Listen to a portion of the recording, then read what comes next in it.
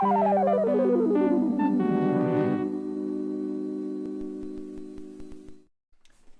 everybody, this is your old friend RJ City, and today I will be unboxing WCW cards that I also found in my I had a binder of cards for some reason. I don't know how I got these. Maybe when I was in New York, they always had better wrestling merchandise in Canada. Canada also barely got WCW before, like, the NWO, the Monday Night Wars, all that stuff came along. We had, like, you would get the Power Hour on Saturday mornings. It would probably be like 3-week-old episodes. And everything else you would just find out through magazines, old off-brand magazines. And I never knew who anyone was. You're like, oh, this Mankind guy. I think he used to be a guy in WCW called Cactus Jack.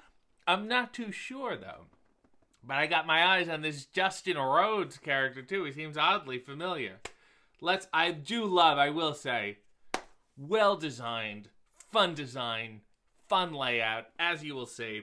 Here's the first one, the Dutchman. I don't know if he flew. Dutchman with an abdominable stretch there. It's abdominable, like a snowman. They go, oh, it's vicious.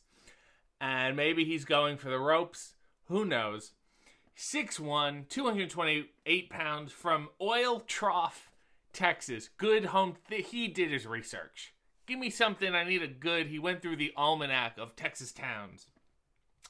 The outspoken Dutch Mantel is often quoted because of his clever quips that make him sound like Oscar Wilde or something.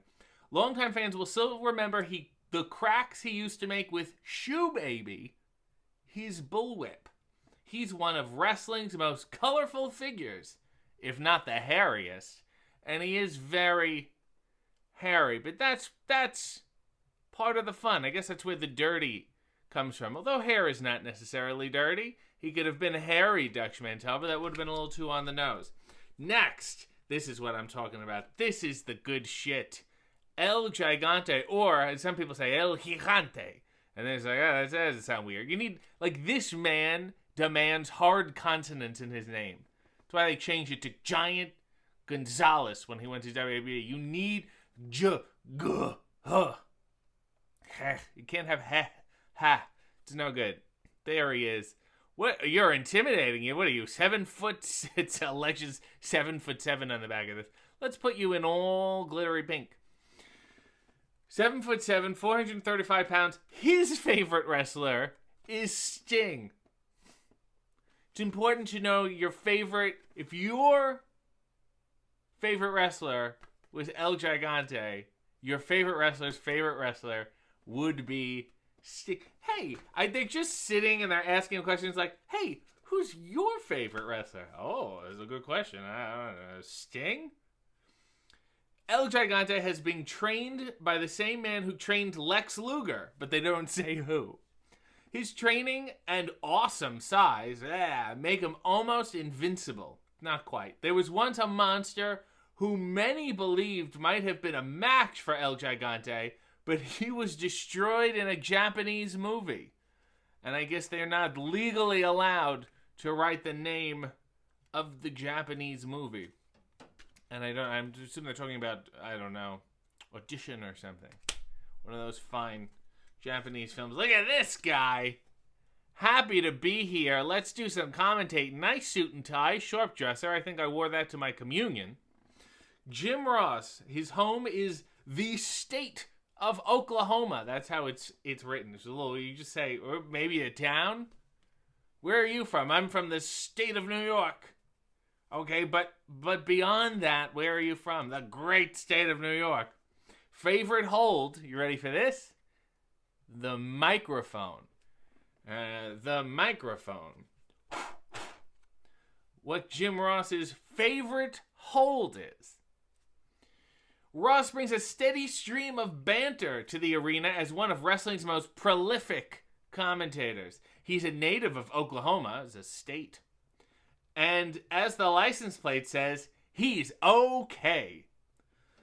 If it wasn't for his contribution to the sport, the wrestling world will definitely be at a loss for words. Very clever. I want to know who wrote these. Maybe they also did some comics on Marmaduke or something. He's very clever.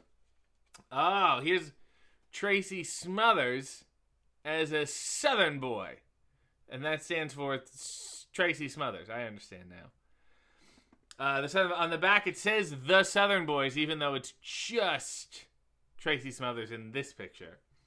Tracy Smothers, better known as 50% of the Southern Boys. I split it right down the middle, which I love. He's all gussied up in his dress uniform and smile as he spots some Southern belle off in the audience. But when these two enter the ring, you won't find a smile anywhere close to their faces. Ditto for their opponents. See, they come out as he's smiling here at a weird, seems to be a WCW house show. I see empty bleachers behind him. He's like this. Bell rings and then, not allowed to smile until the match is over. That keeps him unfocused. Ooh, look at this. Can we read these both at the same time? We got Double Doom cards. That is, and I believe this is from the exact same picture. They just put a line down the middle. Like they were like this. They were just standing together like this. And they're like, all right, we got 2 cards there. Ron Simmons, Butch Reed. This is the Butch Reed card I'll read first. They say bad news comes in 3s. Who is they? And I've never heard them say that. Whoever they are, this person doesn't even know who they are. They're wrong. Because for anyone unlucky enough to face Ron Simmons and Butch Reed, it's plain to see some bad news arrives in 2s. Really, a long way to go to get there. They had the space on the card. These guys are the curse of wrestlers' widows from Albany to Portland and everywhere in between. You know, from coast to coast, Albany to Portland. We're really hitting the smaller cities. And everywhere in between. All right, here's the Ron Simmons one. When wrestling fans look back at the famous tag team duo of Ron Simmons and Butch Reed, also known as Doom, they could swear they're seeing double, because it's 2 of them. Inside the ring, though, their individual styles are very different. Ron tears his opponent's limb from limb, whereas Butch prefers to shred his foes. Who the fuck wrote these? They're very funny. I want to shake that person's hand. A fine job. Here's Ricky Morton looking. Ricky Morton is looking incredibly distressed. Why wouldn't you use this photo on the front? This is like, oh, I gotta wrestle? Jesus. Hometown, Nashville, Tennessee, 205 pounds. Ricky is one Music City native who cranks it up a notch once he steps into the squared circle, together with Tommy Rich. Who could forget? The classic tag team. You think of Ricky Morton, you think of Tommy Rich. They're a tag team that's sure to bone crunch and headbutt its way to the world title. They can only have one world title. They'll win it, and they'll have to split it between each other. And that's why he's so upset. A good shirt, too. Ugh. How long? This is like, you're going for brunch or something. He's like, table for 3? And they're like, you have to wait, sir. How long's the wait? About 45 minutes to an hour. That's that face.